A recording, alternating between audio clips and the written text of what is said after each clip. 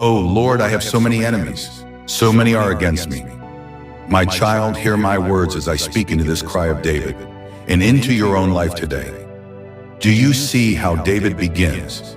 Not with his strength, not with his strategies, not with his army, but with a cry, "Oh Lord." This is the first and most important truth. When the weight of enemies surrounds you, when countless troubles rise against you, when the voices of opposition grow louder than your own heartbeat, call to me. Do not carry it in silence. Do not hide your pain. Cry out, and I will hear. David says, I have so many enemies. He does not pretend his battles are small. He does not deny the reality of opposition. And so it is in your life. You too may have enemies. Sometimes visible people, sometimes invisible forces of darkness, sometimes the whispers of doubt, fear, shame, or rejection. They rise against you to weaken you, to crush your spirit, to cause you to forget who you are in me. But I tell you today, no matter how many stand against you, I stand greater still. Do not think that enemies only mean armies or nations. Enemies can be circumstances that press you down, sickness that attacks your body, financial struggles that weigh heavy on your heart, betrayal from those you trusted, or even the constant inner battle with guilt and regret. All these rise up like multitudes. But remember, David, though surrounded, turned his eyes upward and said, "O Lord," and that single cry moved the heavens. Child, listen to my voice. The number of your enemies does not determine the outcome of your battle. 10,000 may rise against you, but if I am for you, who can stand against you? The enemy counts numbers. I release power. The enemy surrounds. I lift you higher. The enemy threatens. I shield. I guard. I deliver. Yes, there are many who oppose you, but know this, their plans are temporary, but my covenant with you is eternal. Their voices may be loud, but my word is louder. Their strength may look great, but my arm is unmatched. And when you are pressed on every side, my spirit within you will not be crushed. So, my beloved, when you feel overwhelmed, do not give in to despair. Come into my presence, open your heart, and confess the reality. Lord, I am surrounded. Lord, I feel weak. Lord, I cannot fight this alone. And in that moment, my strength begins to flow. I do not despise your weakness. I meet you in it. I do not reject your fear. I answer it with my perfect love. Pray with me. Father, I see the enemies rising against me. Problems, fears, accusations, even people who wish me harm. But I turn to you, the living God. You are greater than them all. My cry rises to you, and I believe you hear me. And as you pray this, heaven moves. The armies of angels stand ready. My spirit strengthens your soul. I, the Lord, cover you like a shield. Remember David's cry, my child. Let it be yours. Do not deny your battles. Do not minimize your struggles. Speak them before me, and then watch me turn the tide. For though many are against you, I am for you. And one word from my mouth can scatter every enemy. Lift up your eyes from the multitude that surrounds you and look to me. For I am your deliverer, your defender, and your ever-present help in trouble. So many are saying God will never rescue him. Interlude. My child, listen carefully, for this verse speaks of the cruelest battle a heart can face, the battle of words. David's enemies did not only surround him with swords, they surrounded him with voices. They mocked him, saying, God will never rescue him. They wanted him to believe that my presence had abandoned him, that my promises had failed him, that his prayers would echo into silence. And the enemy still uses the same weapon today, lies. Do you see? The enemy knows that if he cannot destroy your body, he will attempt to poison your mind. He whispers through circumstances, through people, even through your own thoughts. You are forgotten. You are too guilty. God will not rescue you this time. You are beyond hope. But hear me now. Those words are false. They are the language of hell, not the language of heaven. David was fleeing from his own son, Absalom. His throne seemed lost. His friends betrayed him. His strength was gone.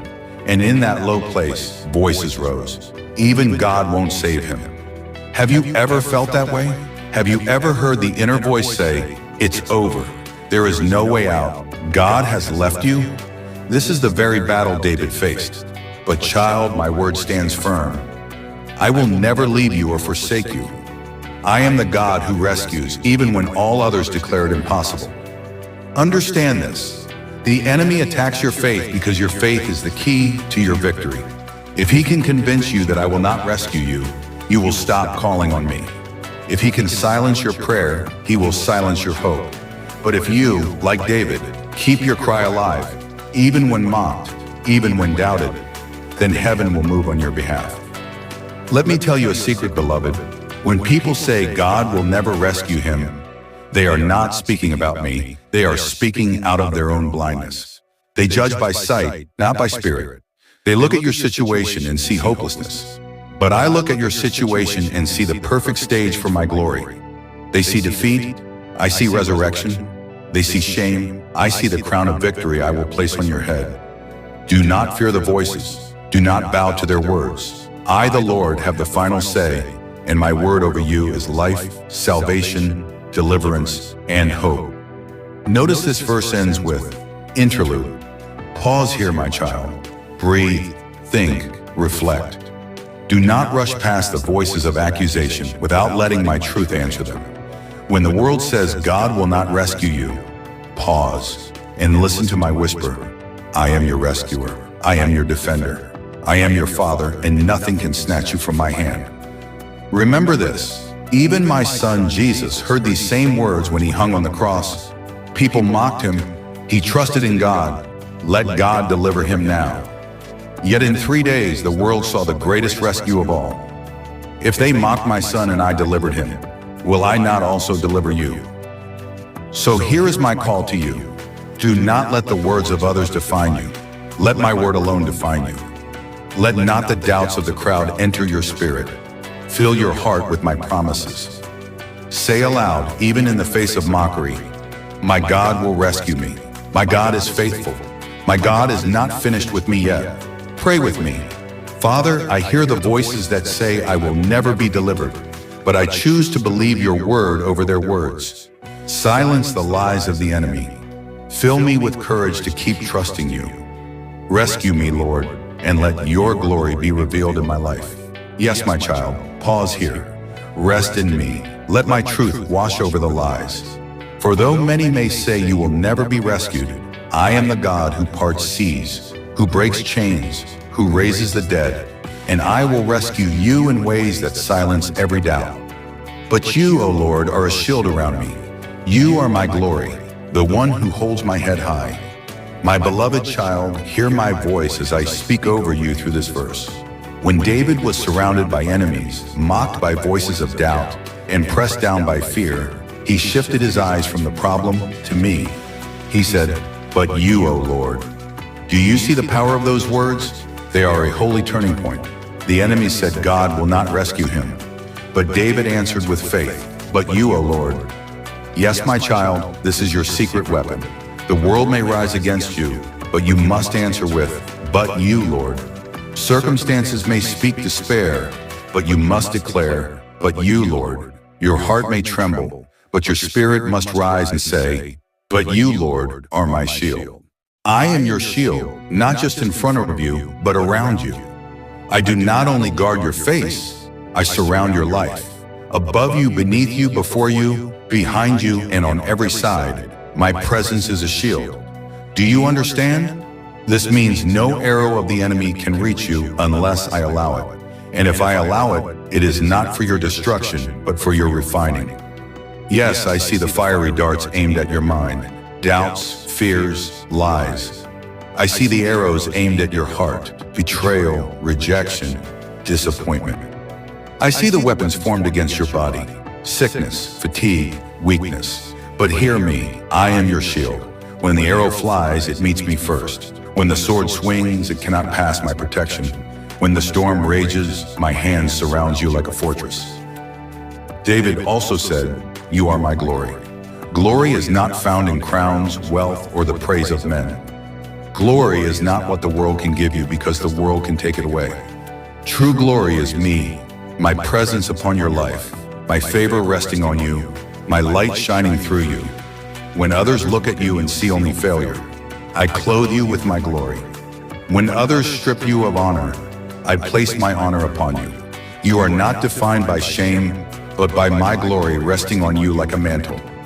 And hear this, you are the one who holds my head high. Oh, how tender is this truth. David was fleeing barefoot, weeping, his head bowed in shame and sorrow. Yet he said, Lord, you lift my head. My child, I see when your head hangs low, when you are weary, when grief bends you, when guilt weighs you down. But I am the lifter of your head. I place my hand beneath your chin and raise your face to look into mine. I do not allow you to stay bowed under shame. I lift you into dignity, into courage, into hope. Do not walk with your head bowed down as though defeated. You are mine. You are covered by my shield, clothed with my glory, lifted by my hand. Walk with confidence, not in yourself, but in me. Lift your eyes, for your salvation comes not from man, but from the Lord who surrounds you.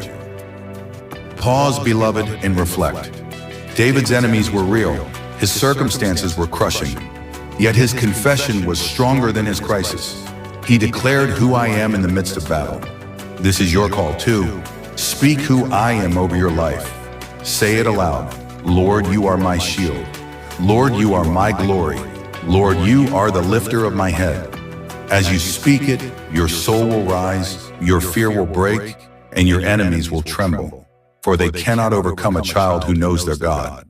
Pray with me. Father, you are my shield. Protect me from every arrow of the enemy. You are my glory. Remove my shame and clothe me with your presence. You are the lifter of my head. Raise me from fear and sorrow into joy and strength. Let me walk in the confidence that you surround me on every side. Yes, my beloved, let these words live in you. When the world says you are defeated, answer, but you, Lord, are my shield. When shame weighs heavy, answer, but you, Lord, are my glory. When grief bows your head, answer, but you, Lord, lift me up. For I am faithful, and my protection, my glory, and my lifting hand will never fail you. I cried out to the Lord, and he answered me from his holy mountain. Interlude. My beloved child, hear these words and let them echo in your heart. I cried out to the Lord, and he answered me from his holy mountain. This is not only David's testimony, it is a promise for you. When you cry, I hear. When you call, I answer. Your prayers do not vanish into silence. They rise to my throne, and I respond from my holy dwelling. Notice how David begins. I cried out. He did not whisper timidly. He did not keep his pain locked inside. He released it to me. Do not underestimate the power of your cry, my child. A cry is not polished speech, not elegant words. It is the raw, desperate sound of your soul reaching out to heaven. I do not despise such cries. I treasure them. Every tear you shed, I collect. Every groan of your heart, I interpret. Every wordless cry is a prayer that moves my heart. David says, I cried out to the Lord. He did not cry to people. He did not cry to idols. He did not cry to his own strength. He cried to me, the living God. Where do you turn when you are overwhelmed? If you cry only to people, you will find limits. If you cry to yourself, you will find weakness. But when you cry to me, you will find the God who holds the universe in his hand, bending down to hear your voice. And hear this. He answered me from his holy mountain. The mountain is not just a place. It is a symbol of my authority, my presence, my throne of power. I answer not from weakness, but from sovereignty. I answer not from distance, but from my holy dwelling where my glory reigns. Do you see? When you pray, your voice rises from the valley, but my answer comes from the mountain. You call out from a place of weakness, but my response comes from a place of strength. Child, do not think that your prayers are ignored. Delay is not denial. When you cry, I already move. Sometimes you do not see the answer immediately because I am weaving it into my perfect timing. But every prayer you have prayed, I have heard. None are lost, none are wasted. Some answers come as peace in your heart. Some come as strength in your weakness. Some come as breakthroughs in ways you never imagined. But all come from my holy mountain, and all reveal my glory. Remember, David was fleeing, his enemies multiplied, his throne shaken. Yet when he cried out, he did not hear silence. He heard me answer. That is why he could rest. That is why he could trust. And that is why you too can rest tonight, even in the storm. Do not underestimate the power of one cry, one prayer, one call.